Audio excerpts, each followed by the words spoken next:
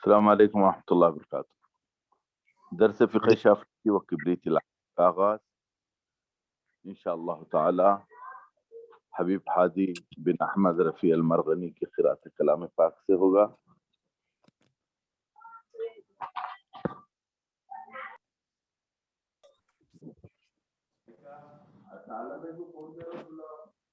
السلام علیکم ورحمۃ اللہ وبرکاتہ۔ وعلیکم السلام ورحمۃ اللہ۔ اعوذ باللہ من الشیطان الرجیم، بسم اللہ الرحمن الرحیم۔ یا رحمن یا رحیم۔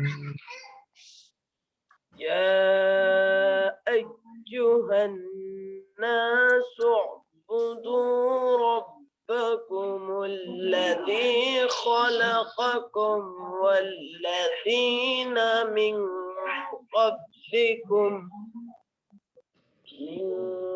قبلکم لعلکم تتقون،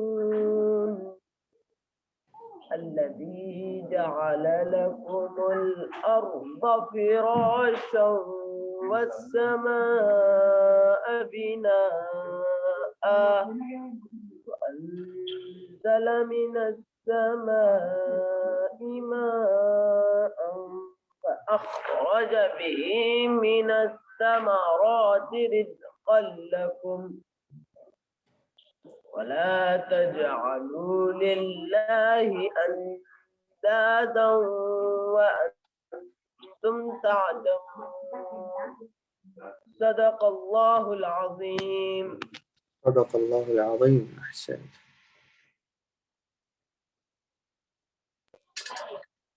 اب میں ملتمس ہوں حبیب ابو بکر بن محمد رفیع المرغنی سے وہ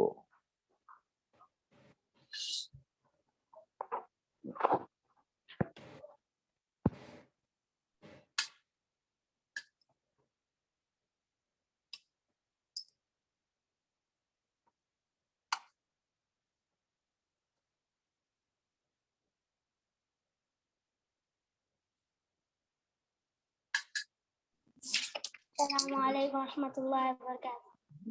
وعلیکم السلام ورحمۃ اللہ وبرکاتہ۔ اعوذ باللہ من الشیطان الرجیم،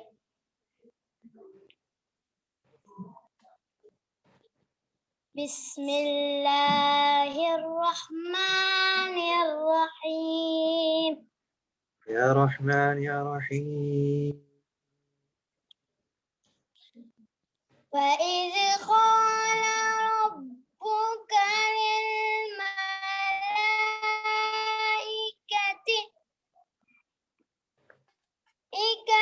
إِنِّي جَاعِلٌ فِي الْأَرْضِ خَلِيفَةً، قالوا أتجعل فيها من يفسد فيها ويسفك الدماء ونحن نسبح بحمدك ونقدس لك، قال إني أعلم ما لا تعلمون، صدق اللہ العظیم۔ صدق اللہ العظیم۔ احسنت۔ ریڈی؟ اب میں ملتمس ہوں ایک اور ثناخان رسول محمد زبیر قادری شتاری سے اور نعت یا منقبت پیش فرمائیں۔ السلام علیکم ورحمۃ اللہ وبرکاتہ۔ وعلیکم السلام ورحمۃ اللہ وبرکاتہ۔ نعت شریف گاڑی سماعت آف کریں۔ غلاموں کو مدینے میں بلانا، یا رسول اللہ، غلاموں کو مدینے میں یا رسول اللہ، مقدس روضہ والا دکھانا، یا رسول اللہ، ہر ایک مشکل وافت سے بچانا، یا رسول اللہ، تمہارا ہوں میرے دل میں ٹھکانا، یا رسول اللہ، تم ہی سے مانگتا ہوں میں کہ میرے منہ دعا تم ہو، یہ دیوانے کو بس اپنا بنانا، یا رسول اللہ،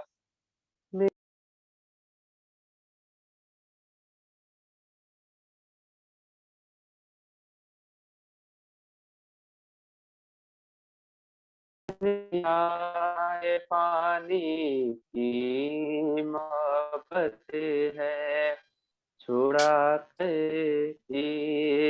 لو اپنی لگانا، یا رسول اللہ، غلاموں کو مدینے میں بلانا، یا رسول اللہ، منور دل کو اور سینے کو کر دو نور عرفاں سے دکھا،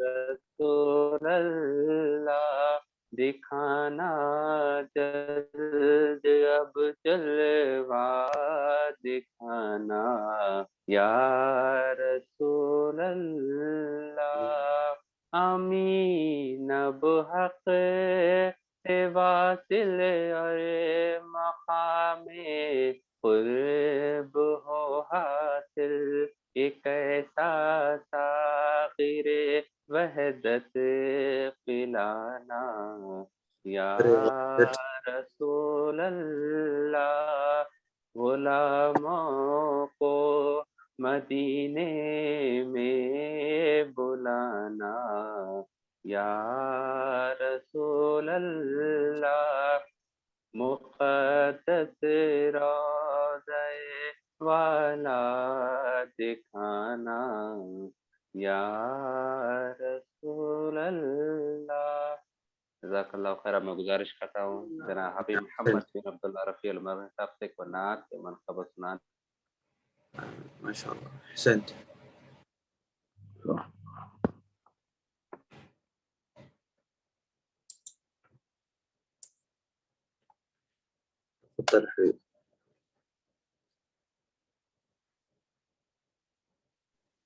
السلام علیکم ورحمۃ اللہ وبرکاتہ۔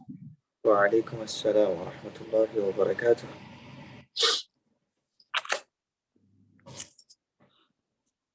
حضور خواجہ غریب النواز سلطان الہند کے عرس شریف کی مناسبت سے منقبت بحضور جگر گوشے بطول عطا رسول سلطان الہند غریب نواز حضرت سید معین الدین حسن چشتی اجمیری قدس سرہ العزیز پیش خدمت ہے۔ غریب کون ہے مجھ سا یہاں غریب نواز، میں در کو چھوڑ کے جاؤں کہاں غریب نواز، ہر ایک اپنی جگہ مہر و ماں ہے لیکن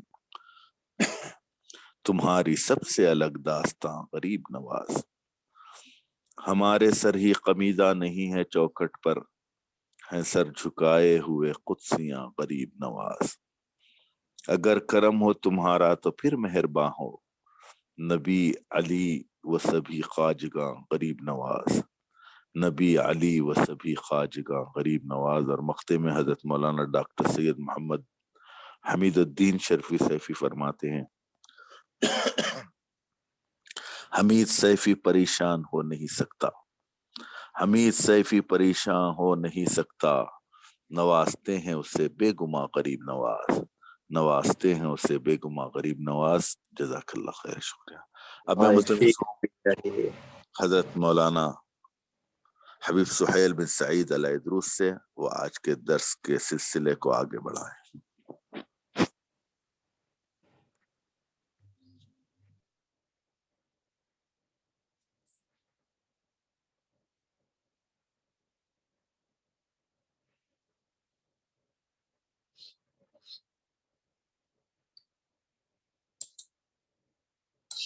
الحمد لله رب العالمين والصلاة والسلام على سيد الأنبياء وأشرف المرسلين وعلى آله الطيبين الطاهرين وأصحابه الأكرمين الأفضلين أجمعين، أما بعد، فأعوذ بالله من الشيطان الرجيم، بسم الله الرحمن الرحيم۔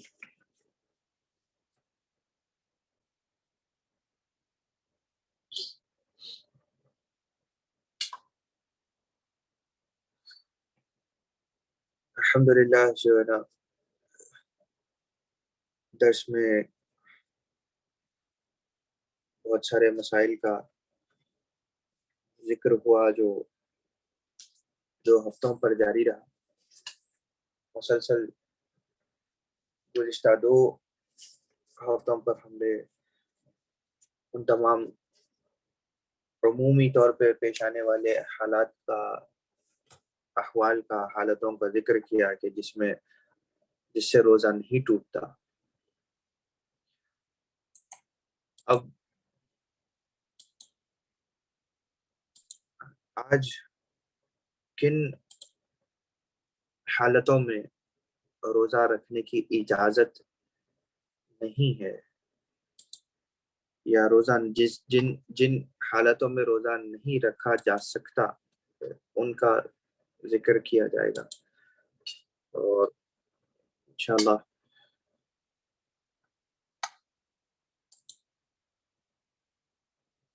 اس کے چند مسائل سامنے روشن ہو جائے۔ شریعت مطہرہ نے بعض صورتوں میں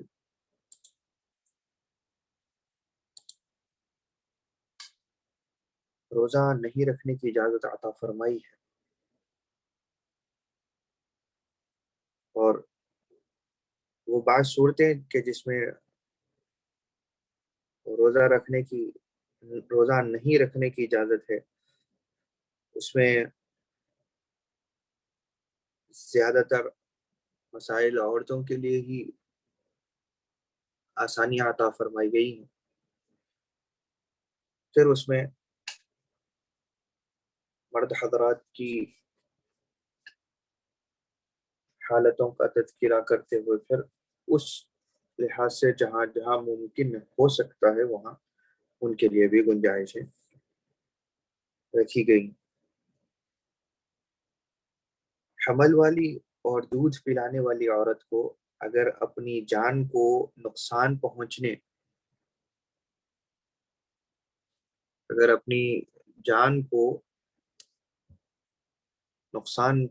کا اندیشہ ہو، اور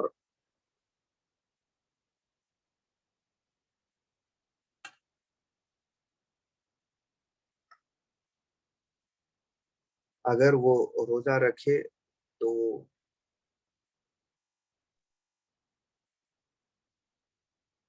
جان کو بہت زیادہ ضرر پہنچ سکتا ہے، تو ایسی صورت میں روزے کو قضا کرنے کی شریعت مطہرہ نے اجازت دی ہے۔ اگر اس کے بچے کو نقصان پہنچنے کا خطرہ ہو تو بھی وہ روزہ توڑ سکتی ہے، لیکن اس پر قضا اور فدیہ دونوں روزانہ 1 مد۔ فدیہ یاد رکھیے، یہ اکثر لوگ پھر رمضان آنے پر ہم سے پوچھتے ہیں، تو ہم ان کے لیے پہلے ہی یہ بات بتا دینا چاہتے ہیں کہ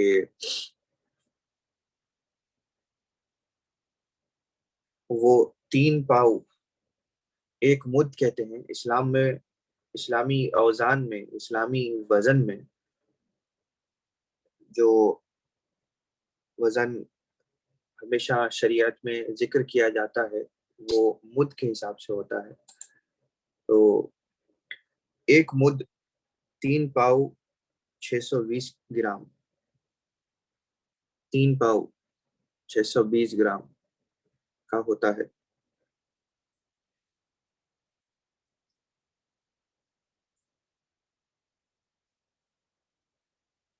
اور اگر ماں یا بچے کو دودھ پلانے والی یا حمل والی ہے تو ماں یا بچے دونوں میں سے کسی کو بھی خطرہ ہو تو روزہ نہ رکھنے کی اجازت ہے، یا نقصان پہنچ سکتا ہو. خطرے سے مطلب صرف جان ہی کا خطرہ نہیں بلکہ صحت کو نقصان پہنچنے کا خاصا اندیشہ ہو، تو ایسی صورتحال میں روزے کو قضا بھی کریں گی اور فدیہ بھی دیں گی.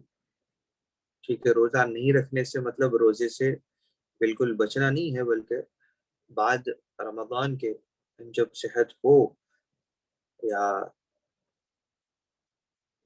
ایام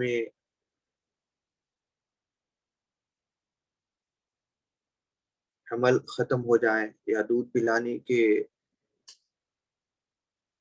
جو ایام ہیں وہ ختم ہو جائے، تو ایسی صورتحال میں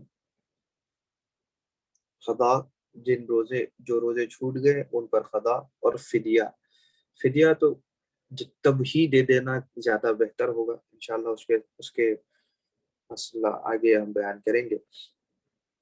اور قضا جب بھی ممکن ہو، جیسے ہی موقع مل جائے اس کو قضا کر لینا زیادہ بہتر. حمل والی میں دونوں ہی صورتیں شامل ہیں کہ وہ حمل چاہے زنا سے ہو یا شبہ سے ہو، دونوں ہی حالتوں میں حمل کہلاتا ہے، چاہے وہ کیسا ہی ہو. دونوں ہی صورتوں میں مطلقاً حمل کی وجہ سے اس کو روزہ نہ رکھنے کی اجازت ہے. دودھ پلانے والی بچے کی ماں ہو یا دائی ہو، دودھ اجرت سے پلا رہی ہو یا ترخص کی وجہ سے یا تبرع ہو، یعنی کہ دودھ چاہے پیسے لے کر اجرت پر پلاتی ہو یا بلا اجرت مفت میں پلا رہی ہو، دونوں ہی صورتوں میں دودھ پلانے والی کو اجازت ہے کہ وہ روزہ نہ رکھے. حمل والی اور دودھ پلانے والی کی تفصیل میں اس شخص کو بھی شامل کر دیا جائے گا کہ جس نے کسی محترم حیوان، آدمی وغیرہ کی جان بچانے کے لیے روزہ توڑا جو غرق وغیرہ کی وجہ سے ہلاک ہونے والا تھا. یعنی ڈوب جانے کی وجہ سے اگر کوئی ہلاک ہونے والا تھا تو ایک ایسا آدمی کہ جس نے اس کی جان بچانے کی خاطر جو روزے میں تھا لیکن کسی دوسرے حیوان یا انسان کی جان بچانے کی خاطر وہ پانی میں ڈبکی لگایا اور دوسرے حیوان، آدمی کو ڈوبنے سے بچایا، تو اس کا بھی یہی حکم ہے کہ وہ روزہ ایسی حالت میں توڑ سکتا ہے، اس کے اوپر کوئی جرمانہ نہیں عائد ہوگا، لیکن وہ روزے کی قضا کرے گا.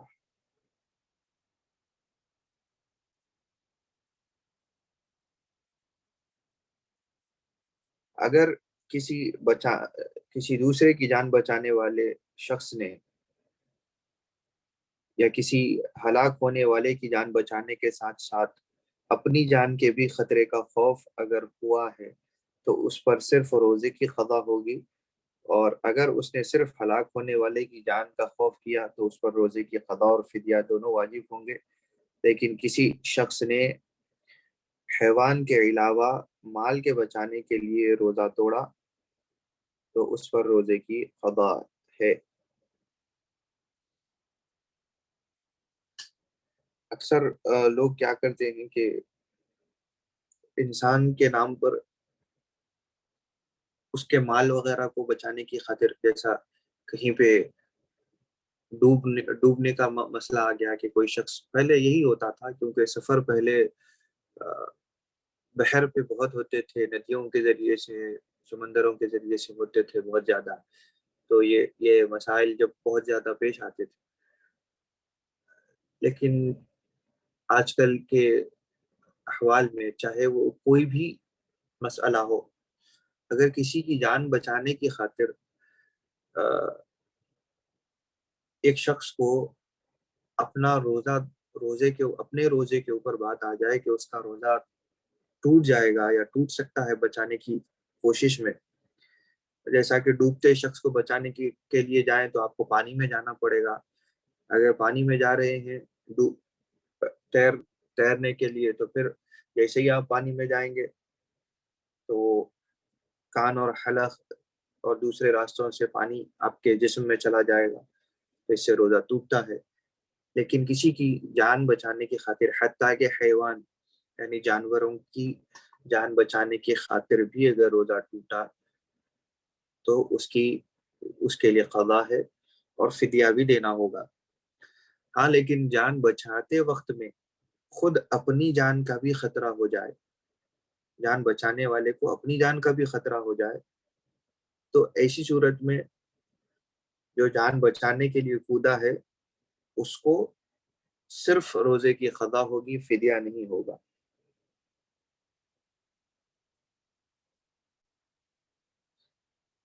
مذکورہ صورتوں میں جو ہے حاملہ اور دودھ پلانے والی عورت کے لیے روزے کا افطار کرنا واجب ہے.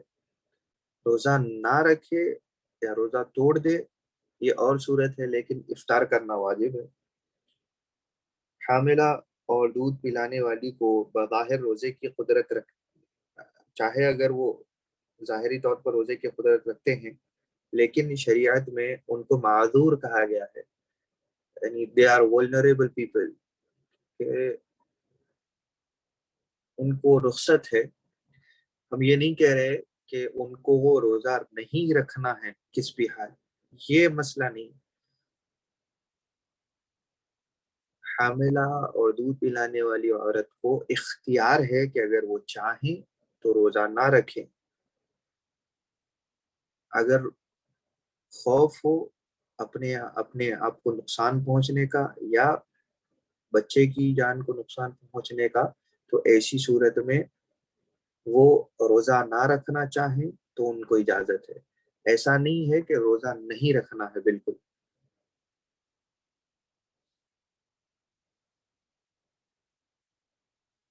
تو یہ دونوں شریعت کے اندر معذور کہلاتے ہیں.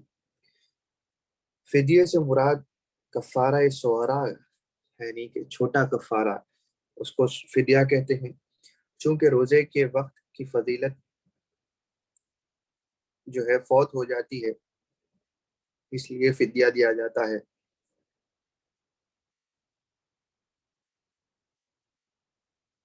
دودھ پینے والا بچہ ایک ہو یا زیادہ، فدیہ ایک ہی دیا جائے گا. فدیہ آپ کے روزے کے اعتبار سے ہوگا، نہ کہ اولاد کے عدد کے اعتبار سے کہ کتنوں کو دودھ پلا رہے ہیں اس کے اعتبار سے نہیں، بلکہ آپ کا اپنا روزہ وہ کاؤنٹ ہوگا. اور کیوں فدیہ دیا جاتا ہے، اس کا مقصد یہ ہے کہ رمضان کے روزے کا جو وقت مقرر ہے اس وقت میں روزہ رکھنے کی قدرت نہ ہونے کی وجہ سے فدیہ دیا جاتا ہے. حاملہ اور دودھ پلانے والی اگر اپنے بچے کو حاملہ اور دودھ پلانے والی کو اگر اپنے بچے کو نقصان پہنچنے کا خوف ہو، اس طور سے کہ حمل والی کو یہ خوف ہو کہ اگر روزہ رکھے تو حمل ساقط ہو جائے، کہ حمل ختم ہو جائے، اور دودھ پلانے والی کو یہ ہو کہ روزہ رکھنے کی وجہ سے دودھ کی کمی ہو جائے گی بچے کو، تو ان دونوں صورتوں میں روزہ توڑے گی اور دونوں پر روزے کی قضا واجب ہوگی. ایسی صورت میں دونوں قسم کی عورتیں روزہ توڑیں گی اور بعد میں روزے کی قضا ان کے اوپر واجب رہے گی کہ ان کو وہ قضا کرنی ہوگی۔ اس بارے میں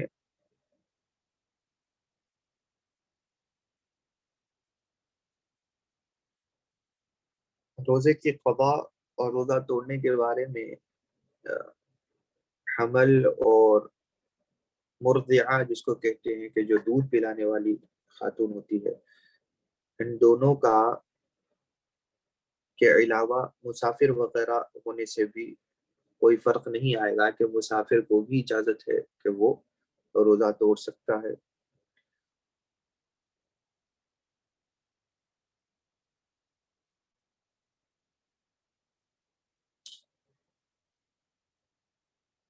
اگر حاملہ اور دودھ پلانے والی عورت روزہ رکھیں اور ان کو کوئی خوف بھی نہ ہو، لیکن کسی دوسری بیماری یا سفر میں ہونے کی وجہ سے اگر وہ افطار کرتی ہیں، یعنی افطار کرنا یعنی کہ روزے کو نیت کے ساتھ توڑنے کو افطار کہتے ہیں، تو ان دونوں پر کوئی فدیہ نہیں ہوگا، صرف ان کو بعد میں قضا لازم ہوگی۔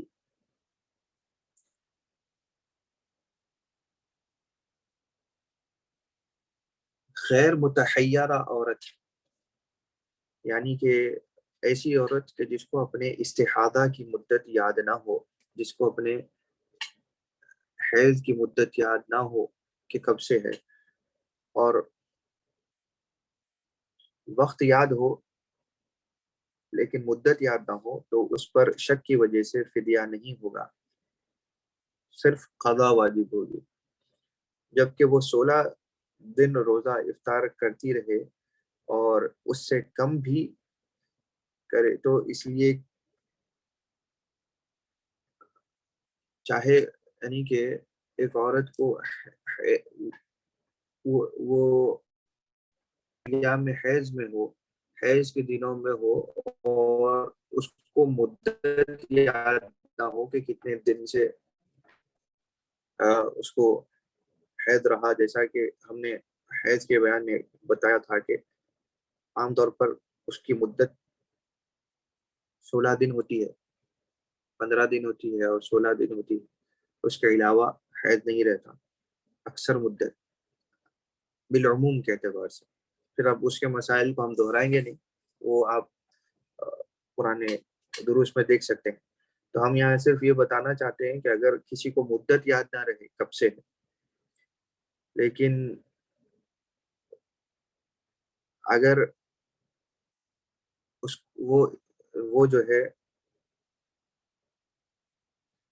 حیض کے خوف سے، کیونکہ وہ یہ اس کو حیض ہی سمجھتی رہی اور 16 دن سے زیادہ وہ روزے پر افطار کرتی رہی، یعنی کہ روزے سے افطار کرنا یہ شرعی اصطلاح ہے، ٹرمینالوجی ہے جس کو ہم بار بار یوز کر رہے ہیں۔ روزہ افطار کرنا یعنی کہ مکمل روزہ نہیں، بلکہ جن کو روزہ نہ رکھنے کی اجازت ہے ان کو بھی حکم ہے کہ وہ کوشش کریں کہ سحر میں شریک رہیں، سب کے ساتھ سحر کریں، اور دن کے کوئی بھی وقت میں، چاہے وہ صبح کا کوئی وقت ہو یا دوپہر کا کوئی وقت ہو یا شام کا کوئی، جب تک بھی وہ صبح کے یا کوئی دوسرے وقت میں افطار کی نیت سے کہ اس فلاں شرعی عذر کی وجہ سے وہ افطار کر رہی ہے، وہ نیت پر کرے تو اس کو افطار کہتے ہیں۔ تو 16 دنوں سے زیادہ اگر افطار کرتی ہے تو 16 دن پر تو اس کا حیض ختم ہو گیا، لیکن چونکہ مدت یاد نہیں تھی تو 16 سے زیادہ بھی بڑھ گئے، 17 18 دن 20 دن ہو گئے، اور تب جا کے اس کو یہ یقین ہوا کہ اس کا حیض ختم ہو چکا ہے، حالانکہ 16 دن سے زیادہ حیض نہیں رہتا، تب بھی جو ایکسٹرا دن وہ افطار کرتی رہی اس کے لیے اس پر فدیہ واجب نہیں ہوگا، صرف روزے کی قضا واجب ہوگی، حتیٰ کہ اگر پورا رمضان بھی افطار کرتی رہے اس خوف سے کہ وہ یہ سمجھتی رہے کہ وہ حیض سے ہے، تو بھی روزے کی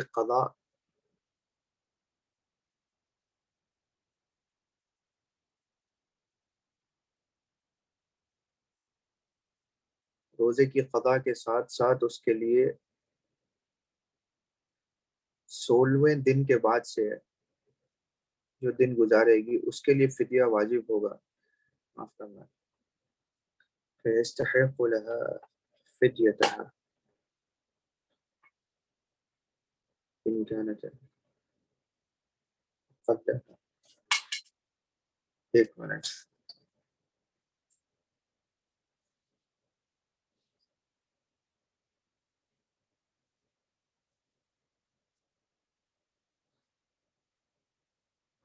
ہاں تو معاف کرنا، اس کے بارے میں علامہ باجوری حاشیے میں لکھتے ہیں کہ 16 دن جس کو مدت یاد نہ ہو تو وہ 16 دن تک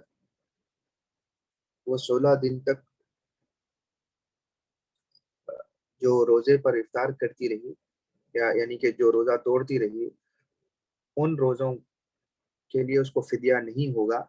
لیکن جو 16 دن سے جتنے دن زیادہ ہوئے، چاہے وہ پورا رمضان ہی روزے کو توڑتی رہی ہے، افطار کرتی رہی ہے، تو روزے کی قضا کے ساتھ ساتھ جو زیادہ دن گزرے، 16 کے علاوہ جو زیادہ دن گزرے، ان کا فدیہ بھی لازم ہوگا.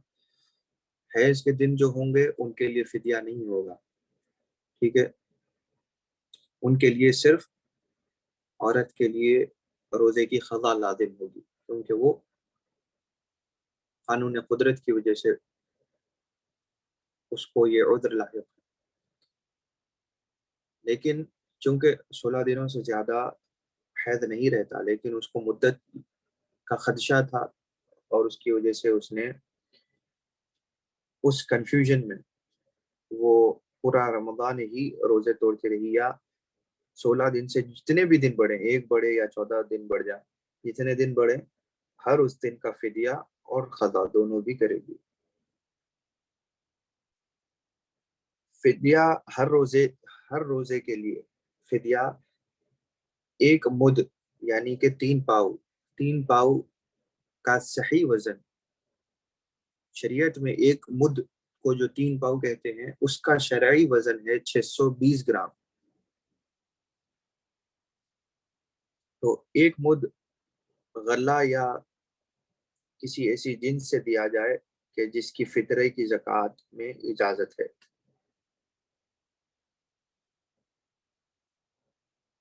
اور اس میں اعتبار اس پر ہے کہ اپنی اور اپنے اہل و عیال کی خوراک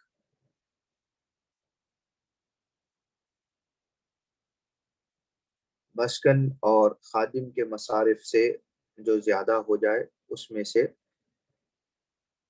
فدیہ دیا جائے گا. یعنی کہ کسی کے پاس میں اپنے اہل و عیال، اپنی اور اپنے اہل و عیال کی خوراک، یعنی کہ آپ کا جو کھانا ہے دن کا، آپ کی جو گنجائش ہے اس، اور آپ کے گھر والوں کی جو روزی روٹی دن بھر کا ایک غلہ اناج استعمال ہو سکتا ہے، اور اس کے علاوہ اگر کوئی گھر میں خادم وغیرہ ہے تو ان خادمین کی خوراک کو ملا کر جو دن کی خوراک کے اوپر اضافہ اگر کچھ خوراک آپ کے پاس بچتی ہو تو فدیہ لازم ہوگا. اگر کسی کے پاس خدا نخواستہ ایسے حالات ہوں کہ خود کا کھانا اور اپنے گھر والوں کا کھانا اور خادم کا کھانا ملا کر کچھ نہ بچے، بلکہ کم ہی پڑتا ہو یا برابر ہو جاتا ہو، کچھ اضافہ نہ بچے، تو ایسے کے اوپر فدیہ لازم نہیں ہوگا. یقیناً ایسے لوگ بھی دنیا میں رہتے ہیں، اللہ تعالیٰ ان کا والی اور کفیل بنی اور اللہ تعالیٰ ایسوں کو توفیق دے کہ جن کے پاس بہت سارا ہوتا ہے اور بے جا کھا کر کتنا ہی ویسٹ کر دیتے ہیں اور صرف پھینکنے میں جاتا ہے. اللہ تعالیٰ توفیق عطا فرمائے کہ جتنی ضرورت ہو اتنا استعمال کر کے آپس میں، اطراف میں، کم سے کم اپنے پڑوس میں، اپنی گلی میں اتنا تو خیال کر سکے ہر کوئی کے اضافتاً جو بھی رہے ان کو دیا جائے. ہمیں یاد ہے کہ بچپن میں ہمارے یہاں بچپن سے ایک قاعدہ اور قانون رہا، اللہ والدین کو جزا عطا فرمائے اور ان کو جزا عطا فرمائے جنہوں نے ہمارے والدین کو یہ توفیق دی یا یہ تربیت کی کہ بچپن سے کچھ بھی گھر میں تیار ہوتا، پکتا تو پہلے مستحقین کے لیے نکال دیا جاتا تھا اور خود ہم روزانہ ٹفن لے کر جاتے اور جا کر وہ غریبوں کے پاس میں ہمیں بھیجا جاتا تھا. ہماری تربیت کی گئی اس پر. ہم اللہ تعالیٰ ہمیں ہمیشہ اس پر عمل کرنے والا بنائے.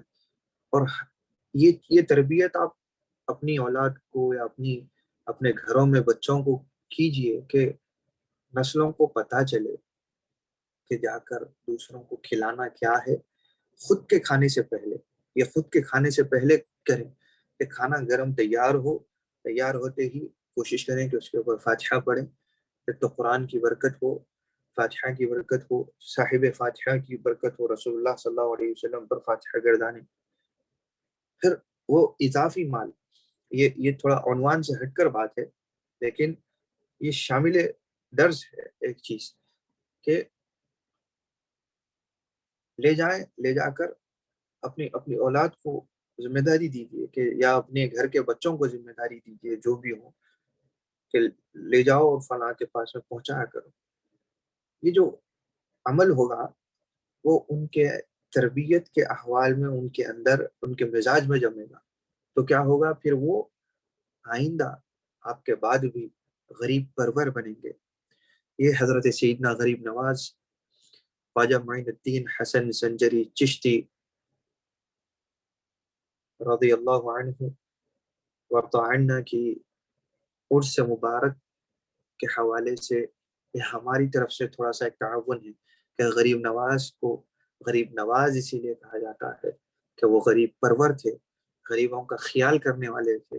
جہاں اولیاء و صالحین کی ہر ولی کی ذات اور صفت میں یہی ہے، وہاں پہ حضرت سیدنا خواجہ غریب نواز رضی اللہ عنہ کا نام نامی سب سے اونچا اسی لیے ہے کہ جس قدر اس زمانے میں، اپنے زمانے میں وسائل کی کمی کے باوجود آپ نے غریب پروری کی، ویسی مثال آپ کے بعد اس درجے میں کسی کو دینے کا موقع نہیں آیا. حالانکہ ہر کوئی اپنے اپنے درجے میں غریب نواز ہے، غریب پرور ہے، لیکن لقب صرف خاص انہی کے لیے رہا. تو اس کا مقصد سمجھیے، صرف لنگریں کھانا، لنگریں لٹانا اور جو ہے اعراس شریفہ میں شرکت کرنا، اسی کو اپنی عقیدت کا حصہ نہ سمجھے. صرف یہی عقیدت کا حصہ نہیں ہوتا، بلکہ ان کی زندگی پر عمل کرنا اور کسی غریب کو ان کے عرس کی مناسبت سے، ان کا عرس منانے کی نیت سے کسی کو کھلا دینا بھی ان کا عرس میں شریک ہونا ہے. تو اللہ تعالیٰ ہمیں یہ روزانہ توفیق عطا فرمائے. تو بتانے کا مقصد یہ تھا کہ یہ بات یہاں سے نکلی تھی کہ فدیہ وہ لوگوں کے لیے ہے کہ جن کا روزانہ کا غلہ اور اناج اتنا ہو کہ ان کا دن کا کھانا نکل جانے کے بعد کچھ اضافی اگر اناج بچتا ہے تو وہ لوگ فدیہ دیں گے، ورنہ فدیہ نہیں ہے.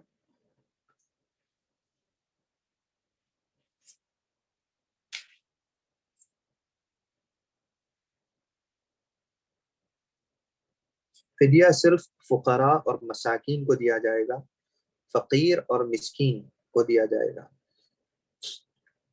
زکوٰۃ کے مستحق دوسرے گروہوں کو فدیہ نہیں دیا جاتا، جیسا کہ جو صاحب استطاعت نہ ہو ان کو بھی زکوٰۃ دی جاتی ہے، اہل و عیال میں دی جاتی ہے، قریب رشتہ داروں میں دی جاتی ہے جو غیر سادات ہوں، لیکن فدیہ خاص ہے کہ صرف فقیر اور مسکین بھوکے کو دیا جائے گا۔ فقیر اور مسکین دونوں کو ملا کر دینا جائز ہے، بلکہ افضل ہے۔ ایک شخص کو ایک سے زیادہ فدیہ دے سکتے ہیں، مگر ایک فدیہ دو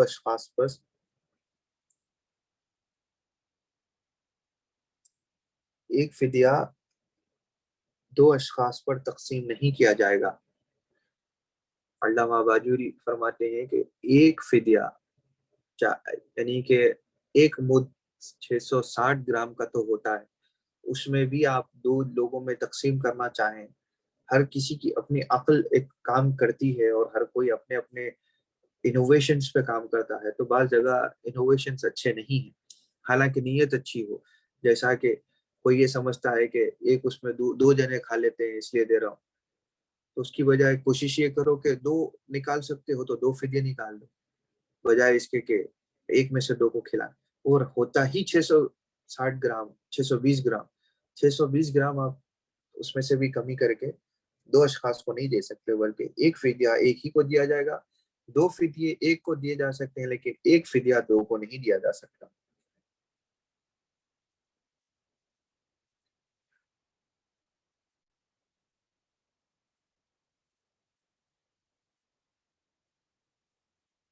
مریض اور مسافر، جو مسافر طویل یعنی کہ جس کا سفر طویل ہو اور مباح سفر میں روزہ افطار کر سکتے ہیں اور دونوں روزے کی قضا کریں گے۔ مریض ہو یا مسافر یعنی یا ایک کسی کا سفر طویل ہو، یہ دونوں صورتوں میں روزہ توڑنے کی اجازت ہے۔ وہ پہلے روزہ رکھیں گے، اس کے بعد کسی بھی وقت میں روزے کا آغاز ہو جانے کے بعد صبح صادق کے بعد کبھی بھی کسی وقت میں وہ افطار کر سکتے ہیں۔ جب روزہ توڑیں گے تو ان کو روزے کی قضا لازم آئے گی، لیکن اگر مسافر کو روزے سے سفر کی حالت میں نقصان نہیں پہنچ رہا ہے تو روزہ رکھنا زیادہ بہتر ہے کہ وہ اس وقت میں جلد سے جلد بری الذمہ ہو جائے گا کہ وقت مقررہ پر اس کا روزہ ادا ہو گیا، یہ بات ہو جائے گی، اور وہ وقت عبادت سے خالی بھی نہیں رہے گا۔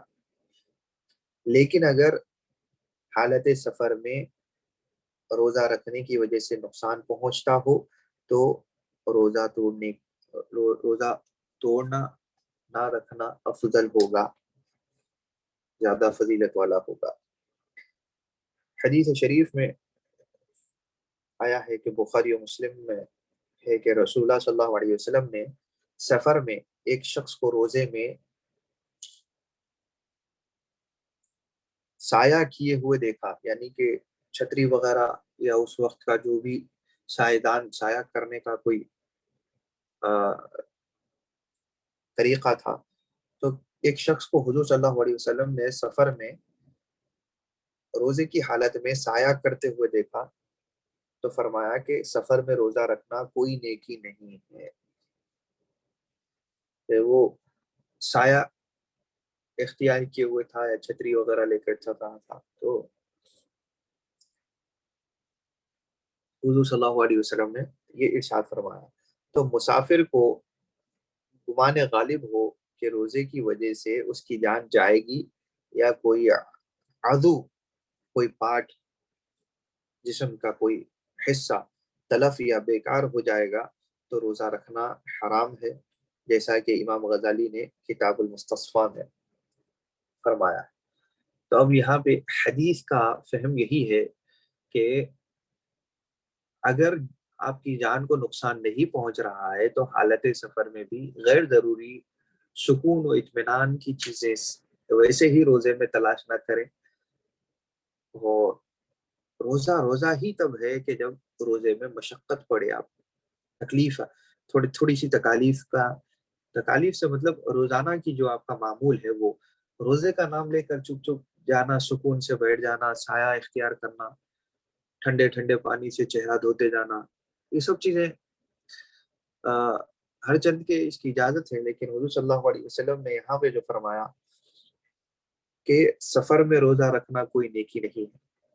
ایسے شخص کو کہ جو سایہ کر کے چل رہا تھا سفر میں، یا سایہ کیے ہوئے دیکھا، تو حضور نے یہ فرما دیا کہ ایسے شخص کو نیکی ہی کیا ہے کہ جو روزہ رکھتا ہے اور پھر سائبان اختیار کرتا ہے وغیرہ وغیرہ. صرف سکون اور اطمینان اس چیز میں طلب کیا جائے کہ جب روزے کو نقصان پہنچ رہا ہو یا پہنچ سکتا ہو. اور سفر میں روزہ ہی وہی شخص رکھے گا کہ جس کے روزے کو کوئی خطرہ نہ پہنچے گا اگر وہ روزہ رہے تو.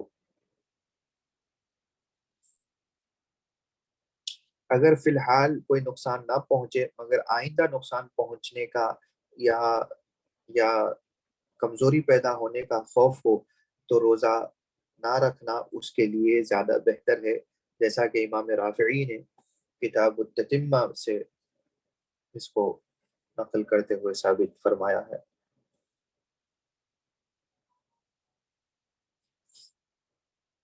ہو سکتا ہے کہ عام طور پر کہ انسان سفر میں نکلے اور نکلتے وقت بہت صحیح سالم ہو، اچھا ہو. اکثر بزرگ لوگوں کے لیے یہ واقعہ ہوتا ہے کہ ہمت کر کے وہ روزہ رکھ لیتے ہیں، لیکن سفر کیونکہ طویل رہے گا تو ابھی تو حالت نہیں ہے، لیکن آگے جا کے روزہ ان کے لیے کٹھن بن سکتا ہے، تکلیف دہ بن سکتا ہے، اور بعد میں جا کے کمزوری پیدا ہو سکتی ہے. تو ایسوں کو روزہ نہ رکھنا زیادہ بہتر ہو جائے گا.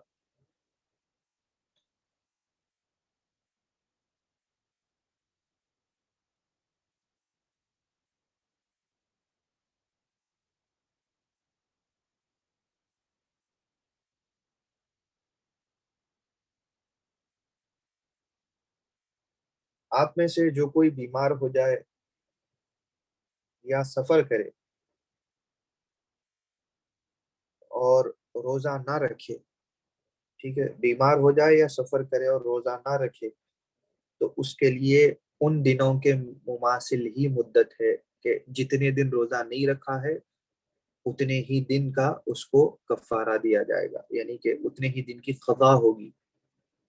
ٹھیک ہے، ایک دن نہیں رہ سکا تو ایک دن کی قضا کرے گا، 2 دن نہیں رہا تو 2 دن کی قضا کرے گا.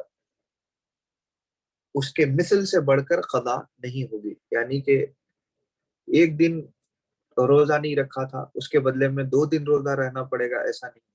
ایک دن نہیں رہا تو ایک ہی دن قضا کرے گا، یعنی جتنے دن روزہ نہیں رکھا اتنے ہی دن رمضان کے علاوہ دوسرے دنوں میں روزہ رکھے اور قضا کرے.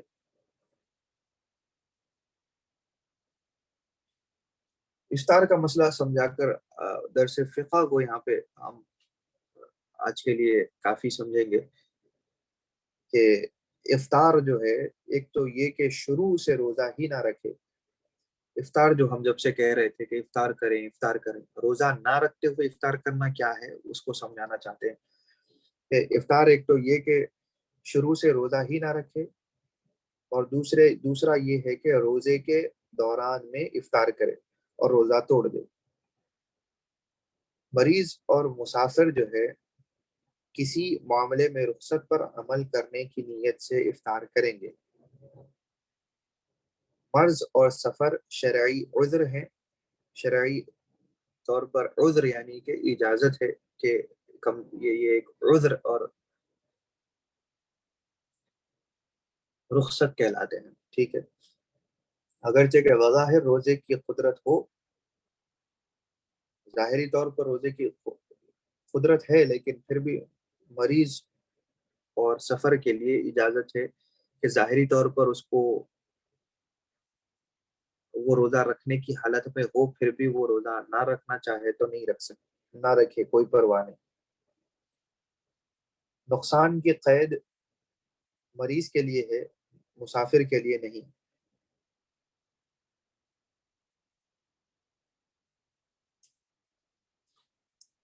لیکن افطار یاد رکھیے کہ روزہ یا تو روزہ بالکل ہی نہیں رکھے گا، یا روزہ شروع کرے اور صبح صادق کے بعد دن کے کسی بھی وقت میں افطار کی نیت سے روزہ توڑ دے۔ تو انشاءاللہ آگے کے مسائل ہم آئندہ درس میں انہی کے حوالے سے جاری رکھیں گے۔ آج کے لیے کچھ ہم انہی پر درس فقہ کو موقوف کرتے ہیں۔ اللہ تعالی ہمیں شرعی احکام کو سمجھنے اور اس کو صحیح انداز سے اپنے اندر عمل پیرا ہونے کی توفیق عطا فرمائے، اور شریعت کی پاسبانی، شریعت کی حفاظت کی توفیق عطا فرمائے۔ جو کچھ کہنے سننے میں اگر کوتاہی غلطی ہوئی ہو، اللہ تعالیٰ معاف فرمائے اور دوبارہ اس کو صحیح کرنے کی توفیق دے۔ کہ اگر کوئی کنفیوژن رہ جائے کبھی بھی کسی بھی درس میں، یا کوئی معاملہ صرف ہم نہیں بلکہ آپ کسی بھی عالم سے سنتے ہوں، تو آپ کے سننے میں یا سمجھنے میں کوئی خطا ہو جائے، یا ان کے بولنے میں کبھی بشری تقاضے کے طور پر کمی یا غلطی رہ جائے، تو ان سے پوچھ لینا دوبارہ بہتر ہوگا۔ اللہ تعالی ہمیں ہماری عقدہ کشائی فرمائے، ہماری زبانوں کو آسان فرمائے کہ ہم ان کا صحیح معنوں میں پیغام اور درس آگے پہنچا سکیں۔ ہم ہمارے درس کے اگلے حصے کی طرف آگے چلتے ہیں، اور وہ تھا سلوک اور ارادت کے حوالے سے، جو ہم سیدنا الامام حبیب عبداللہ بن ابی بکر العیدروس رضی اللہ عنہ کی کتاب الکبریت الاحمر والاکسیر الاکبر فی اسرار السلوک الی الملک الملوک کا درس جاری رکھے ہوئے تھے۔ وباللہ التوفیق آگے بڑھتے ہیں۔ تو ایسے احوال کے جو قلب پر وارد ہوتے ہیں، جو اللہ تعالی جن حالوں کو دل پر وارد کرتا ہے ان کا بیان کر رہے تھے، جو سیدنا امام العیدروس ہم اسی کے حوالے سے جاری تھے، اور ہم نے جمع و فرق کے اوپر ہم نے کل جو ہے درس پچھلی نشست میں یعنی کہ درس جاری رکھا اور اس کو سمجھایا کہ جمع کیا ہے اور فرق کیا ہے۔ اب اس کے آگے چلتے ہیں۔ وَأَمَّا جَمْعُ الْجَمْعِ فَهُوَ الْإِسْتِحْلَاقُ بِالْكُلِّيَّةِ يَعْنِي عَمَّا سِوَى اللَّهِ تَعَالَى وَمَقَامُ جمع الجمع أن يرى العبادة لله تعالى، والجمع شهود الأغيار، فإنه يعني يرى العبادة بتوفيق الله۔ کہ یہاں پر سیدنا امام العیدروس یہ ذکر فرماتے ہیں کہ جمع الجمع کیا ہے؟ یہ استحلاق کلی ہے۔ استحلاق کہتے ہیں اپنے آپ کو پورے طور پر اللہ تعالی کی شان و عظمت میں، اللہ تعالی کی حضور میں اپنی شخصیت کو اور اپنی ذات کو فنا کر دینے کا نام۔ اب اپنے آپ کو فنا کر دینے کا نام یعنی فنا کر دینے کا یعنی کہ اپنے آپ کو قربان کر دینا یا چھری چلا لینا، یہ اس کو نہیں کہتے۔ استحلاق کہتے ہیں کہ آپ اتنا اللہ سبحانہ و تعالیٰ کی طرف ترجیح میں لگ جائیں، آپ کا دل اتنا اللہ تعالیٰ کی हैबत व उन्स में इतना गर्क हो जाए, इतना डूब जाए कि उसके बाद आपको खबर ना रहे कि अपनी जात उसके सामने क्या है। क्योंकि लोग अक्सर आमतुन्नास का मशगला ये है, आमतुन्नास का ये, या जिसके दिल को ये हुजूरी हासिल नहीं होती, उनका ये मामला है कि वो इबादत अल्लाह की करते भी हैं और अपनी जात और अपनी शख्सियत का होश भी रहता है। वो क्या करते हैं कि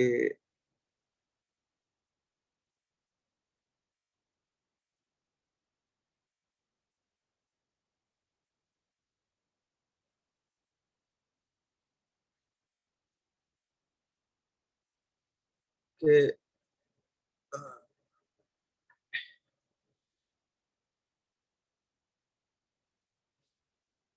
यार इंसान को अपना होश रह जाता है अल्लाह ताला के सामने, और जिसके पास सबमिशन की कमी होती है, जो अपने आप को सही तौर पर सही मानों में अल्लाह ताला के सुपुर्द नहीं करता, उसको क्या होता है कि अपने होने का बार बार एहसास रहता है। ऐसे लोग अपनी जान की परवाह भी करते हैं, हत्ता कि अल्लाह ताला का हुक्म हो कि अपनी जान को अल्लाह के लिए अल्लाह की राह में पेश करो, तो उस हुक्म के बावजूद भी तरद्दुद करते हैं, पसोपेश करते हैं। क्यों? कि उनको इस्तेहला के रूह, इस्तेहला के कल्ब हासिल नहीं है, कि जिनकी रूह और असल में बातिन में ये कमी है कि उनको उनको ये हाल नसीब नहीं हुआ। तो वो लोग कि जिनको बातिन की कोई लज्जत ही ना मिले, जो स्पिरिचुअलिटी का थोड़ा सा भी जायका न चखे, रूहानियत का कोई जायका न चखे, तो उनको ये कुर्बानियां नहीं पता होंगी, इन कुर्बानियों का उनके ऊपर कोई असर नहीं होगा। उनको चाहे कितनी दावत दी जाए, वो दावत में पीछे रहेंगे। अब जैसा कि हजरत सैयदना सिद्दीक अकबर रज़ियल्लाहु अन्हु, सैयदना अबू बकर सिद्दीक रज़ियल्लाहु अन्हु, उनको इस्तेहलाक हासिल था रसूलुल्लाह सल्लल्लाहु अलैहि वसल्लम और अल्लाह की ज़ात गिरामी में। तो वो क्या करते थे, जब इस्लाम को जरूरत पड़ी पैसे की, हुजूर ने ऐलान किया फंड रेजिंग की, और हुजूर सल्लल्लाहु अलैहि वसल्लम ने हुक्म दिया कि जिसके पास जो हो सकता है वो अपना माल पेश करे अल्लाह की राह में। हर के कोई अपने अपने नफ्स और अपनी अपनी जुस्तजू के एतबार से, अपनी अपनी सकत और गुंजाइश के एतबार से लेकर आया। किसी ने अपनी सकत और अपनी गुंजाइश को ही नहीं देखा और सब कुछ अल्लाह के रसूल की बारगाह में अल्लाह की खातिर लेकर आए। हजरत अबू बकर थे, जैसा कि आप सब जानते हैं ये वाकया। उन्होंने सब कुछ लेकर आ गए। उनसे पूछा गया कि क्या छोड़कर आए हो, तो कहा अल्लाह और उसका रसूल छोड़कर आया। तो जो चीज भी हो सकती थी वो चीज लेकर आ गए। जैसा कि शायद आपको याद होगा, जो जो हमारे साथ रमजान के दुरूस में शामिल थे, जो हमारे साथ रमजान के दुरूस में शामिल थे, हमने एक बात उनके लिए जिक्र फरमाई थी। हजरत अबू बकर रज़ियल्लाहु अन्हु का तज़किरा हुआ, तो कहा था कि हजरत अबू बकर की शहजादी सिर्फ हजरत आयशा नहीं है, उनके अलावा भी हजरत अस्मा वगैरह, इन्होंने क्या किया कि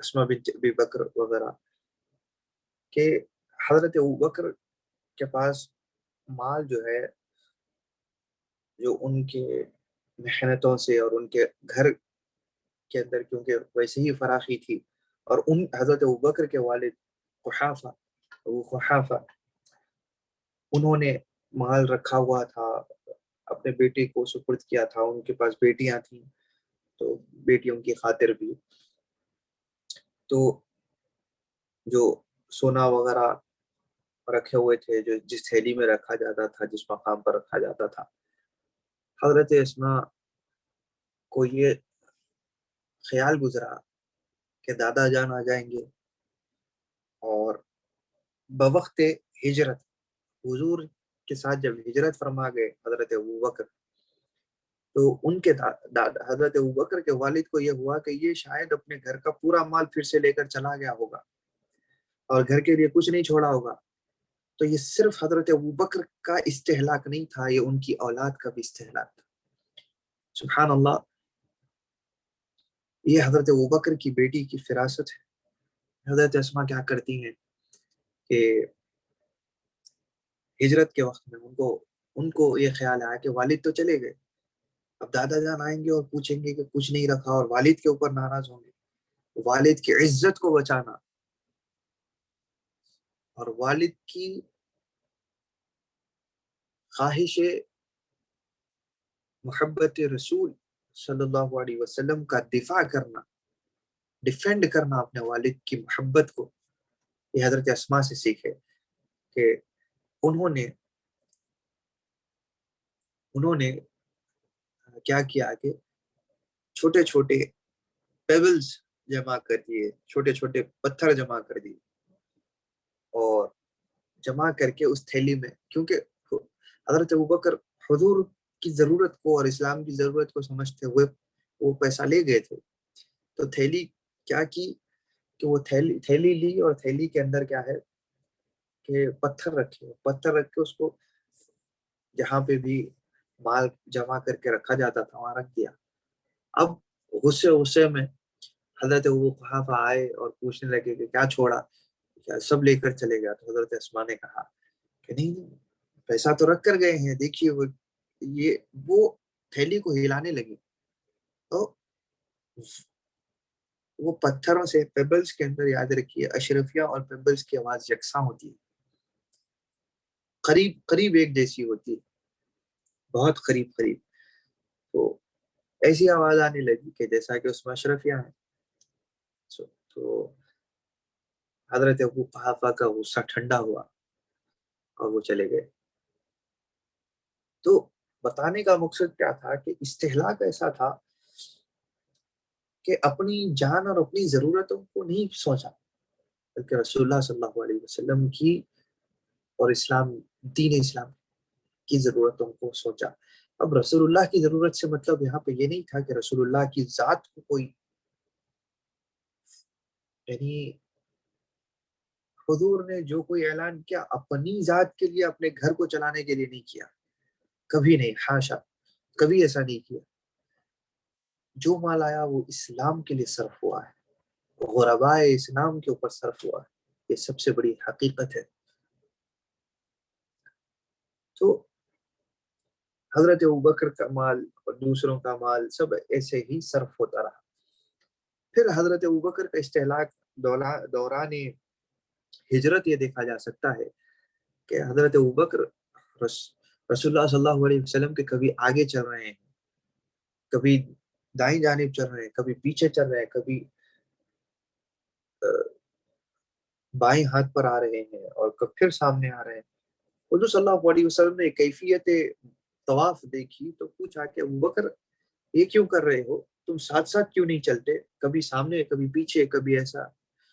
تو حضرت ابوبکر نے کہا کہ رسول اللہ صلی اللہ علیہ وسلم، جب خوف ہوتا ہے کہ دشمن آپ کو کہیں سامنے سے وار نہ کر دے اور آپ کو نقصان نہ پہنچے، تو ابوبکر اپنا سینہ سامنے کی طرف لاتا ہے کہ رسول اللہ سے پہلے مجھے وہ نقصان پہنچے. کبھی یہ ہوتا ہے کہ کہیں دشمن سیدھی جانب سے کہیں نہ آ جائے، کہیں اس کا تیر نہ آ جائے، کہیں کوئی ضرر پہنچانے والی چیز نہ آ جائے، تو آپ کا دفاع کرنے دائیں جانب آ جاتا. کبھی پیچھے سے آپ کو خطرہ لاحق ہو، اس کا خوف ہوتا ہے تو پیچھے آ جاتا. کبھی اس آپ کی جان کے نقصان کا خوف ہوتا ہے تو بائیں جانب آ جاتا ہے۔ تو یہاں پہ استہلاک کہتے ہیں کہ حضرت ابوبکر کو اپنی جان قربان کر چکے تھے کلی طور پر۔ استہلاک الکلیہ یہ ہے کہ اپنے آپ کو پورے طور پر فنا کر چکے تھے۔ تو کوئی بھی کیا کرتا ہے اپنی جان، اگر کسی سے محبت غایت محبت بھی ہو تو کسی کو کیا ہوتا ہے کہ اپنی جان اور اپنے جن سے محبت کرتے ہیں اس کی جان دونوں ہی بچ جائے، کسی کو یہ خوف ہوتا ہے۔ استہلاک یہ ہوتا ہے کہ صرف محبوب جو شخص ذات ہے وہ ذات باقی رہ جائے، ہمیں کیا ہوتا ہے ہو جائے۔ یہ ابوبکر کا خاصہ تھا، دیگر صحابہ کا خاصہ تھا۔ اور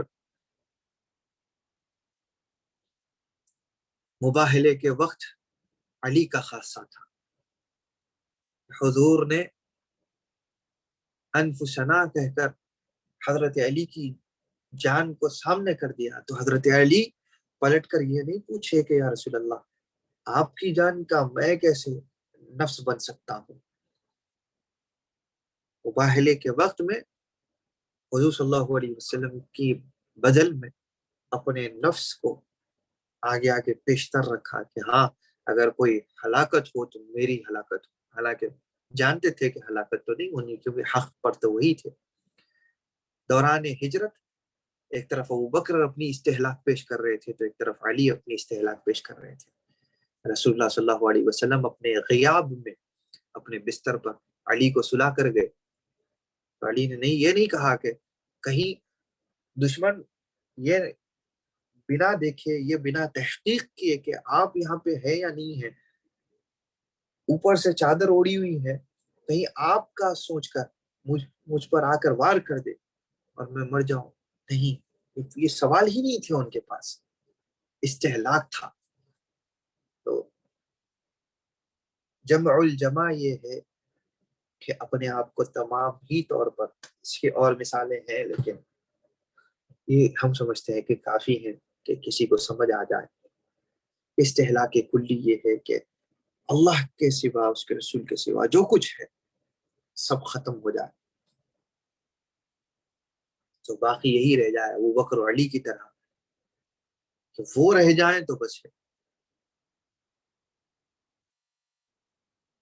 ومقام جمع الجمع ان يرى العبادة لله تعالى والجمع شهود الاغيار۔ اور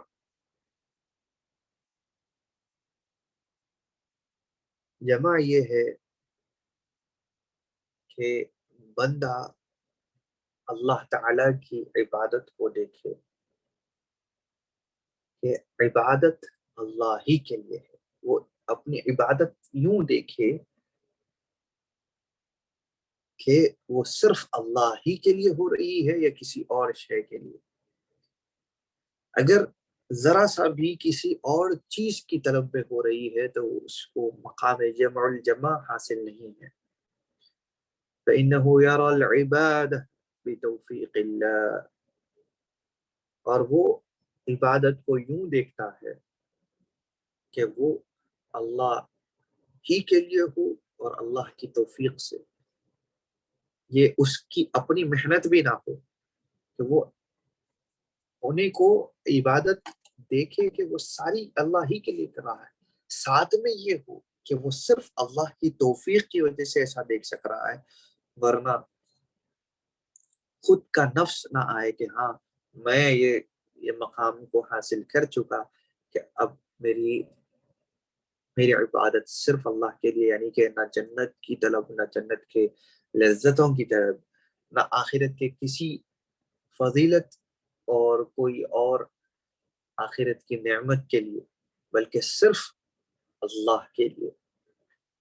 تو اس دیکھنے میں بھی یہ خیال نہ آئے کہ یہ میں خود سے کر گیا یا میں یہ مقام پر پہنچا، نہیں کہیں میں نہیں، بلکہ صرف یہ رہے کہ ہاں یہ اللہ کی توفیق کی وجہ سے، اللہ کے دیے ہوئے ہدایت کی وجہ سے میں اس کہ یہ حال ہوا ہے کہ عبادت اللہ کے لیے ہو رہی ہے.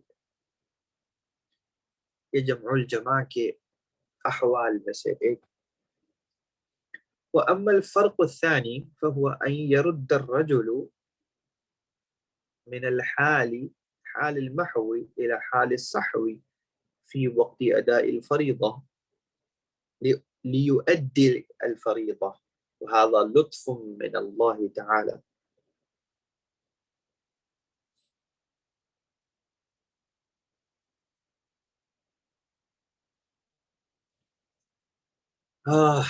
کہ اب فرق ثانی یہ ہے، جیسا کہ ہم نے پہلا فرق بتایا تھا کہ بندے کو یہ معلوم رہے کہ بندہ کیا نعبد کہ وہ بندگی کے مقام پر ہے. جیسا کہ ہم نے بہت بڑی مثال پیش کر دی تھی کہ معراج کی شب حضور صلی اللہ علیہ وسلم دیدار الہی کی لذت میں ہو کر بندگی کا فرق وہاں پہ شامل رکھے ہوئے رہے. اور ایاک نعبد، التحیات للہ، یہ کیفیات رسول اللہ صلی اللہ علیہ وسلم کی وہاں پہ بھی موجود رہی. تو فرق ثانی کیا ہے کہ بندہ حال محو میں ہو، حال صحو میں ہو. حال محو میں اریجر، جہاں پہ ہر چیز محو ہو جائے، سوائے اللہ کے کوئی ذات باقی نہ رہے. جیسا کہ آپ نے پچھلے دروس میں سنا ہے، حال محو کے بارے میں ہم نے بہت بات کی باللہ التوفیق، کہ جہاں پہ اللہ کے سوا کوئی شے باقی نہیں ہے، صرف الہیت ہے. اس حالت محو میں اور اس حالت استغراق کے اندر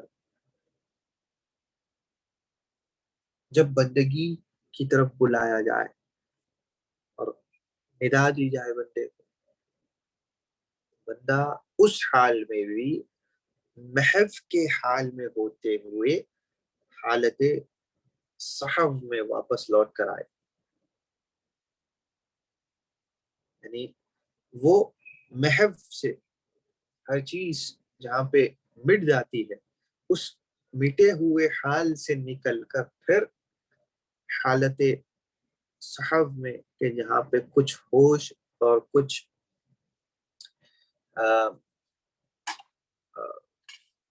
گنجائش عبدیت باقی رہ جاتی ہے، کہ جہاں پہ بندگی بھی رہ جاتی ہے اور جہاں پہ کیا کہیں کہ اللہ تعالیٰ کی طرف ایک بندے کا رجحان دونوں باقی رہ جاتا ہے. اس کو حالت صحف کو ضبط بھی کہیں گے، ٹھیک ہے، ضبط کہیں گے، کہ جہاں پہ وہ اپنے حال کو ضبط کرتے ہوئے، اس حال محو کو ضبط کرتے ہوئے اللہ تعالیٰ کے فرائض کو ادا کرنے کے لیے واپس لوٹ کر آئے. یعنی حالت محو سے واپس لوٹ کر حالت صحو میں آئے، لیؤدی الفریضہ، تاکہ وہ فرضیت کو ادا کر سکے. تو اب اس کو دیکھیے کہ یہ کیسا ہے کہ حضرات اولیاء و صالحین کے اوپر ایسے اوقات آتے، ایسا وقت آتا کہ وہ اپنے آپ کو پورے طور پر مٹا چکے ہوتے اور حالت سکر و محو ان کے اوپر طاری رہتا. جیسا کہ حضرت سیدنا شیخ عبد القادر الجیلانی رضی اللہ عنہ کی ذات والا صفات کو دیکھیں کہ حالت سکر میں، کہ جس کو خمر کہتے ہیں، سکر خمر سے ہوتا ہے، خمر کہتے ہیں شراب کو. اور یہاں پہ اولیاء و صالحین کے بارے میں جب کہیں گے تو شراب محبت الہی کی بات ہو رہی ہے، حقیقی وہ شراب نہیں جس کو حرام کیا گیا.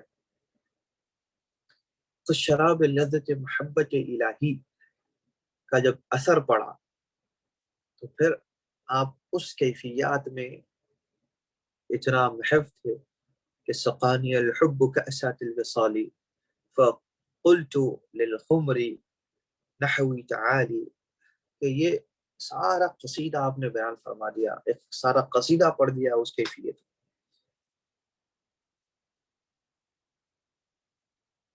اور اپنے حال کا اعلان بھی ہو گیا حالت صحو، حالت محو میں، حالت محو میں،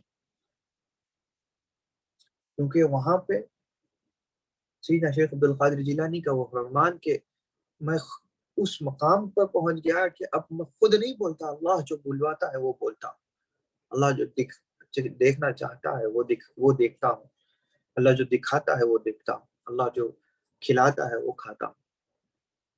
تو وہ ایک مقام کہ جہاں پہ فنائیت اتنی تام کو پہنچ گئی کہ اللہ، یہ استہلاک ہے، اس کو جمع الجمع کہتے ہیں. اور یہی حال حضرت سیدنا فقیر مقدم محمد بن علی بعلوی کی شخصیت طاہرہ میں دیکھا جاتا ہے کہ استہلاک کا وہ عالم تھا عمر کے آخری ایام میں، کہ جب ان کو کھانے پینے کا بھی یہ نہیں رہا، کہ غذائیں نہیں کھاتے تھے، دنیاوی غذا جب ان کو پیش کی جاتی نہیں کھاتے تو لوگ پریشان ہو جاتے، گھر والے پریشان ہو جاتے، اور پریشانی کی اس کیفیت میں پوچھتے کہ امام آپ کیوں نہیں کھا رہے؟ تو سیدنا فقیر مقدم محمد بن علی بعلوی کہتے واللہ یرزقنی ویشربنی، کہ اللہ مجھے رزق دیتا ہے، اللہ مجھے کھلاتا ہے، مجھے پلاتا ہے. تمہیں کیا خبر کہ میں نہیں کھا رہا؟ تم یہ سمجھ رہے ہو کہ میں کھا نہیں رہا، تمہیں یہ پتہ نہیں ہے کہ اللہ مجھے کھلا رہا. اور یہ دونوں، اور ایسا دوسرے اولیاء کو یہ کیفیت استہلاک ہونا حقیقت میں رسول اللہ صلی اللہ علیہ وسلم کی اس کیفیت استہلاک کا نتیجہ ہے. کہ حضور صلی اللہ علیہ وسلم صوم وصال رکھتے تھے. صوم وصال رکھتا ہوا لوگوں نے دیکھا کہ جس میں نہ سحر ہوتی ہے نہ افطار ہوتا ہے، اور کھانا دن کے کوئی پہر میں نہیں کھائے. صحابہ نے حضور کو دیکھا تو حضور کے جیسا ہی کرنا شروع کر دی. تو کیا ہوگا کہ رسول اللہ تو کمزور نہیں ہوئے، یہ کمزور ہو گئے. رسول اللہ تو وہی طاقت کے ساتھ اور قوت کے ساتھ نمازیں بھی پڑھ رہے ہیں، عبادت بھی کر رہے ہیں، دیگر فرائض نبوت بھی ادا کر رہے ہیں. صحابہ کو حضور نے دیکھا کہ دن بدن کمزور ہوتے جا رہے ہیں. اور اب آپ سوچئے کہ جو شخص نہ سحر کرے نہ افطار کرے، وہ جب مساجد کو آ رہا ہے تو 2 دن 3 دن کے بعد کیفیت کیا ہو جائے گی؟ زبردستی اپنے جسم کو گھسیٹتے ہوئے آئے گا. صحابہ کی یہی حالت ہو گئی. حضور نے جب یہ کیفیت دیکھی تو حضور نے پوچھا کہ کیا ہے؟ میں تمہاری صفوں میں دیکھ رہا ہوں کہ مساجد میں تعداد کم ہوتی جا رہی ہے، اور تمہیں دیکھ رہا ہوں کہ تم کمزور پڑ چکے ہو، کیا ہے؟ تو انہوں نے کہا کہ رسول اللہ، ہم نے آپ کو دیکھا کہ آپ صوم وصال رکھ رہے ہیں، ہم نے بھی ویسے ہی رکھنا شروع کر دیا. حضور صلی اللہ علیہ وسلم نے تھوڑا سا غضبناک ہو کر تھوڑا سا اپنی غیر رضا کو ظاہر فرمایا اور کہا کہ تمہیں کس نے کہا ایکم مثلی، تم میں سے کون میرے جیسا ہے؟ کوئی نہیں ہے. تم میں سے جب کوئی میری طرح نہیں ہے تو تم کیوں کوشش کر رہے ہو کہ میرے جیسا بنوں؟ ابیت عند ربی وهو یطعمنی ویسقینی، کہ میں اپنی صبح و شام اس طرح اپنے اللہ کے بارگاہ میں، اللہ کے حضور میں کرتا ہوں، میں اللہ کی بارگاہ میں ایسا محو ہوتا ہوں کہ اللہ مجھے کھلاتا ہے، اللہ مجھے پلاتا ہے. اور تمہیں یہ حال حاصل نہیں ہوا ہے تو تم یہ کوشش مت کرو. حضور نے روک دیا. یہی فیضان مقام محویت ہے جو حضرت سیدنا شیخ عبدالقادر جیلانی رضی اللہ عنہ کو حاصل ہوا، سیدنا الفقیر مقدم محمد بن علی بعلوی کو حاصل ہوا، دیگر اولیاء اور سادات کو حاصل ہوا. کئی ہیں تو جن کو یہ حال حاصل ہوتا ہے وہ اس محویت میں رہتے ہیں، لیکن اس محویت کے بعد بھی ضبط ایسا ہوتا ہے کہ فرائض کو ادا کرنے کے لیے واپس مسجد نبوی میں رسالت مآب نظر آتے ہیں۔ اس محویت کے حال کے باوجود اپنے صحابہ کی ہر کارکردگی پر نظر ہوتی ہے، ان کے ہر عمل پر نظر ہوتی ہے، ان کی صفوں پر نظر ہوتی ہے، ان کی کمزوری اور جسم کی طاقت پر نظر ہوتی ہے۔ یہی وجہ ہے کہ اس محویت اور شکر کے باوجود سیدنا شیخ عبد القادر جیلانی رضی اللہ عنہ کو منبر جامعہ بغداد میں دیکھا جاتا ہے، حضور سیدنا غوث العظم رضی اللہ عنہ کو اس محویت شکر کے باوجود یہ دیکھا جاتا ہے کہ فرائض منصبی ادا کر رہے ہیں، مریدین کی مدد اور نصرت کر رہے ہیں، لوگوں کے احوال دیکھ رہے ہیں، ترویج دین ہے، تبلیغ دین ہے۔ سیدنا فقی المقدم محمد بن علی بعدوی کو اس استحلاق کے باوجود دیکھا جاتا ہے کہ درس و تدریس برابر چل رہی ہے، دین کی اشاعت اور دعوت و ارشاد برابر جاری ہے، لوگوں کے معاملے کی طرف، معاملات کی طرف نظر ہے، غریبوں کی پروری برابر ویسے ہی جاری ہے، لوگوں کی خوراک ویسے ہی ان کی طرف سے ویسے ہی پہنچ رہی ہے جیسا کہ پہنچا کرتی تھی۔ اپنے اہل خانہ کی ضروریات کی طرف برابر نظر ہے، اپنی اولاد کی تربیت کی طرف برابر نظر ہے، یہ ساری چیزیں، یہ فرائض برابر ہے۔ تو یہ فرائض حقیقت میں فرائض انسانی نہیں ہے، بلکہ لوگوں کا حق، آپ کے گھر والوں کا حق، سب آپ سے لواحقین کا حق، یہ فرائض اللہ کی طرف سے دیے گئے۔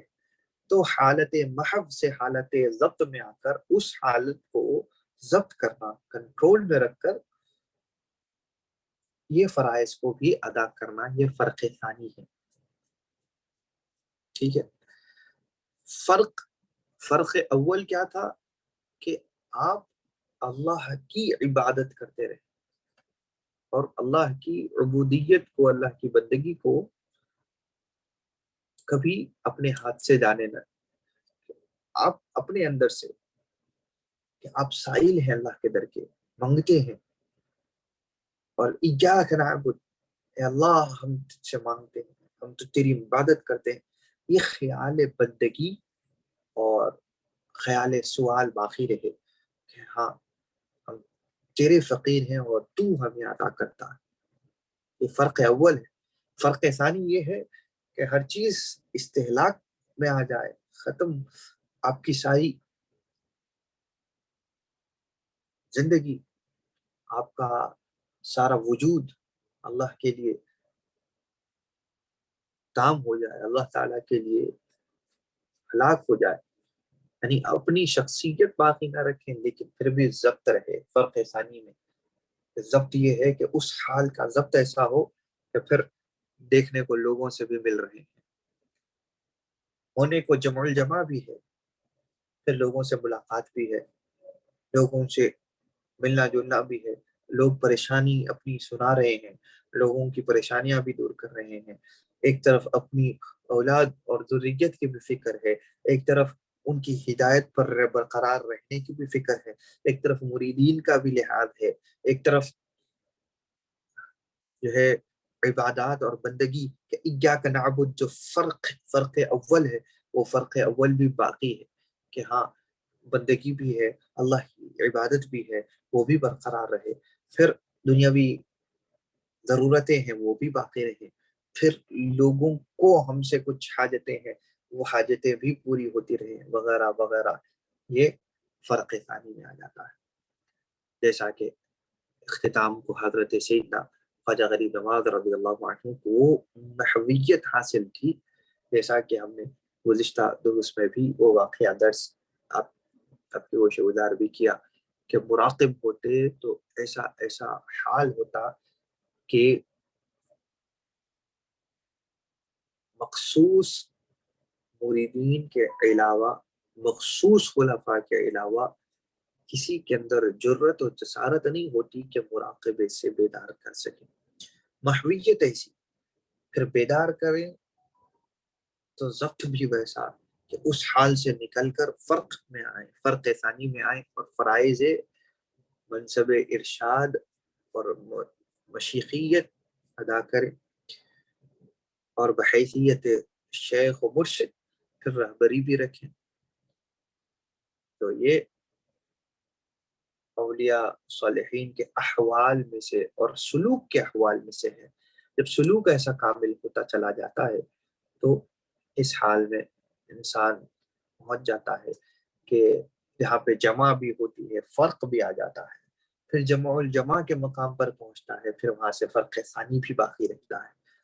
صرف سلوک اور مریدی یا ولایت کا نام اپنے آپ کو گم کر دینا نہیں ہے. اس گم ہونے کے باوجود پھر فرق ثانی اور فرائض کا ہوش باقی رہنا بھی ہوتا ہے. اللہ تعالیٰ کہنے سننے سے زیادہ عمل کی توفیق عطا فرمائے. اللہ تعالیٰ سیدنا وسندنا وإمامنا وشيخنا وغوثنا وقطبنا وفريدنا وفردنا الحبيب عبد الله بن أبي بكر العيدروس رضي الله عنه وجميع أجداده وسلالته وأجياله وتلامذته وأساتذته. اللہ تعالیٰ ان تمام کے فیوضات برکات سے اللہ تعالیٰ مستفید رکھے. ان کے منصب اور ان کے نائب اور ان کے جانشین ہمارے درمیان جو سیدنا الحبیب مجتبی بن جعفر بن احمد العیدروس شکل میں ہمارے درمیان موجود ہیں، اللہ تعالیٰ انہیں صحت و سلامتی اور عافیت کے ساتھ اس منصب مشیخت پر باقی رکھے. اس منصب ارشاد اور رشد ہدایت پر اللہ تعالیٰ انہیں ہمارے سروں پر باقی رکھے. ان کے رشد کی ضرورت، ان کی ہدایت کی ضرورت ہے. اللہ تعالیٰ انہیں ہمیشہ قوت و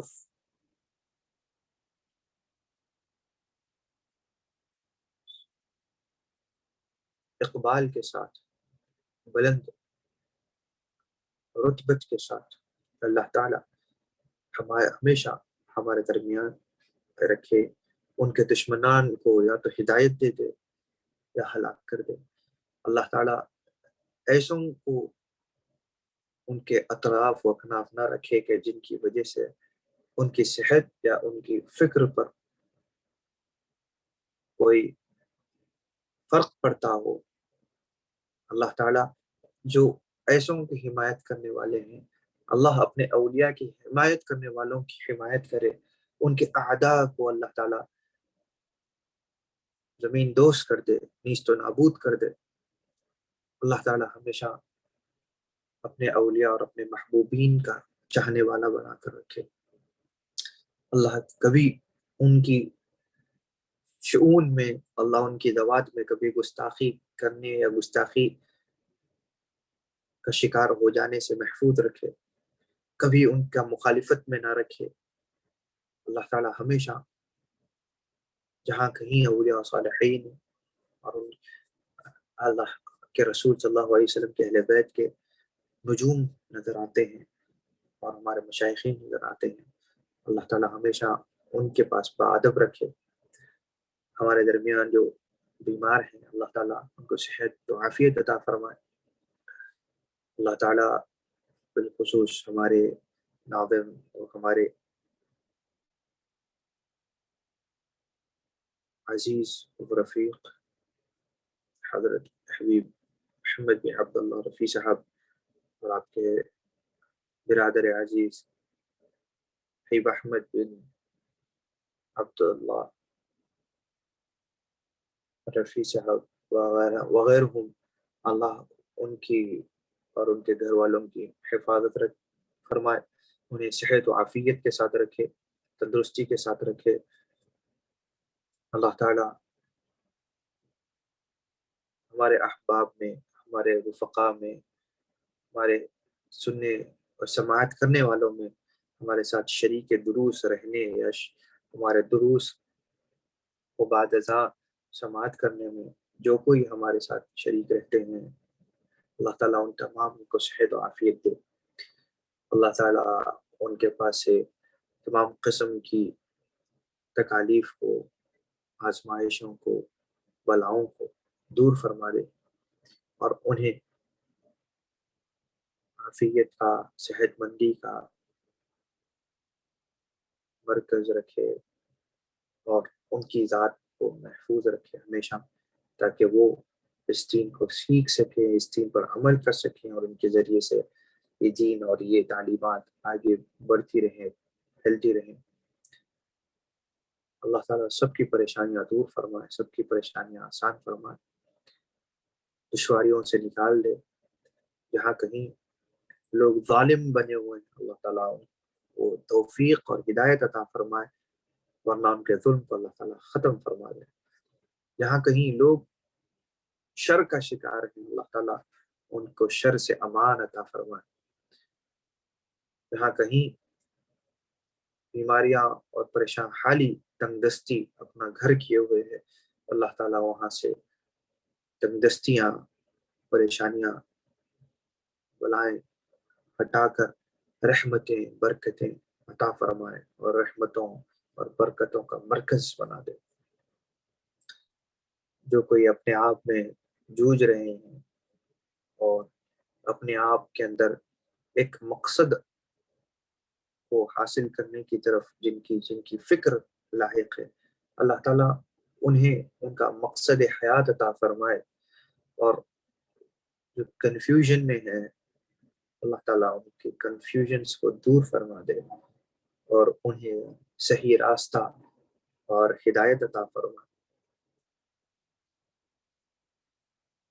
صلی اللہ علی خیر خلقہ سیدنا محمد وآلہ وصحبہ وبارک وسلم، وما علینا الا البلاغ، والفاتحہ لحضرت النبی۔